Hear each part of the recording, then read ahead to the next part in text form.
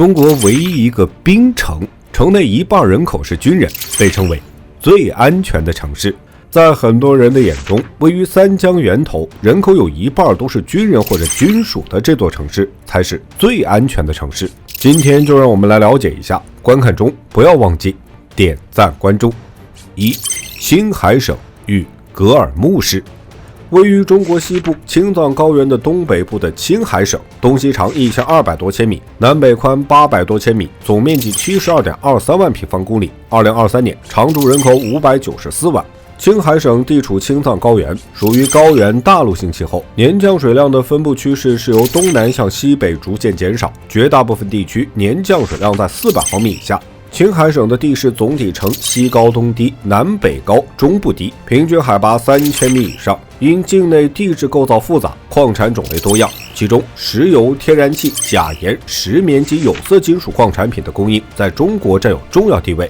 2023年，青海省全年生产总值3799.06亿元，比上年增长5.3%。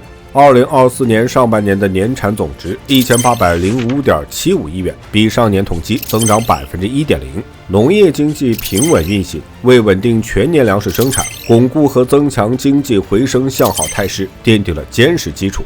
格尔木市地处青海省中西部青藏高原腹地，全部辖区由柴达木盆地区和唐古拉山区两块互不相连的地域组成。柴达木盆地区是市区的主体部分，其东西长450千米，南北宽225千米，面积为71414.10平方公里。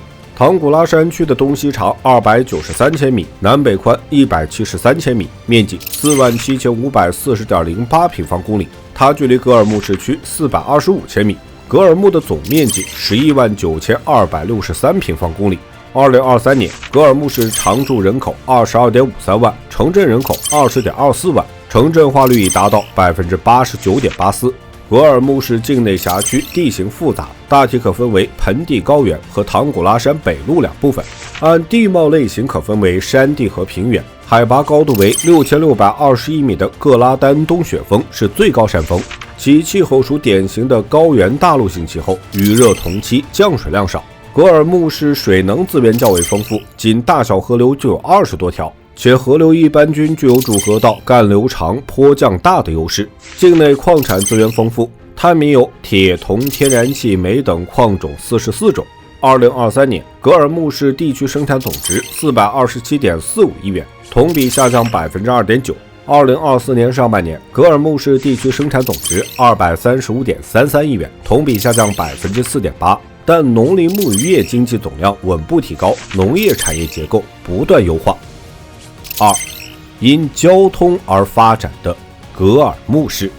位于青藏高原腹地的格尔木市是青海省海西蒙古族藏族自治州辖腹地级市，不仅地理位置极其重要，它更是中国三江的源头，也有着中国盐湖的称呼。20世纪50年代，格尔木在我国政府的推动下，这座城市以资源开发与青藏公路发展工业。西藏在上世纪50年代基本上已经实现了解放，但是因为西藏距离我国中部与沿海地区较远，又因为较为封闭的原因，所以想让这里的居民接受新鲜的事物不是那么容易的。面对上面的问题，我国明确给出了加强两地交往的指示。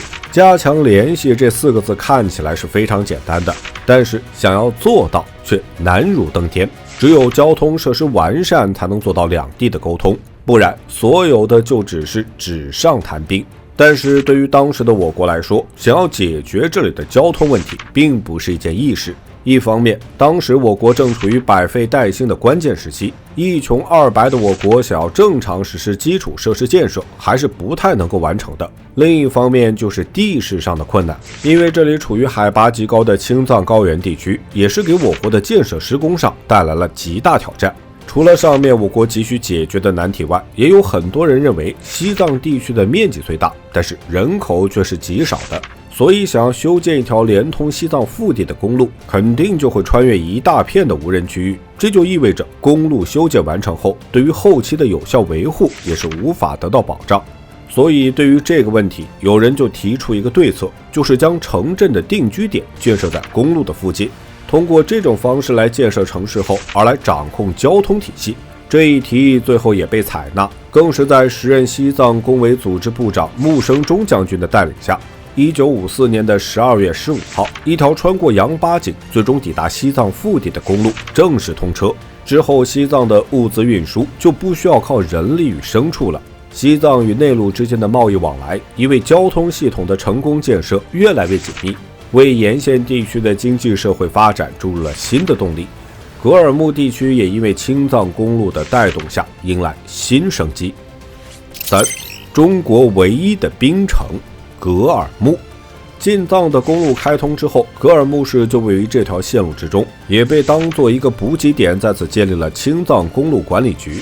这条公路修建好之后，穆生中也没有闲下来，不仅在管理局生活，更是带领士兵们进行环境开发。因为在此进行了大量的植树造林，所以环境也得到改善。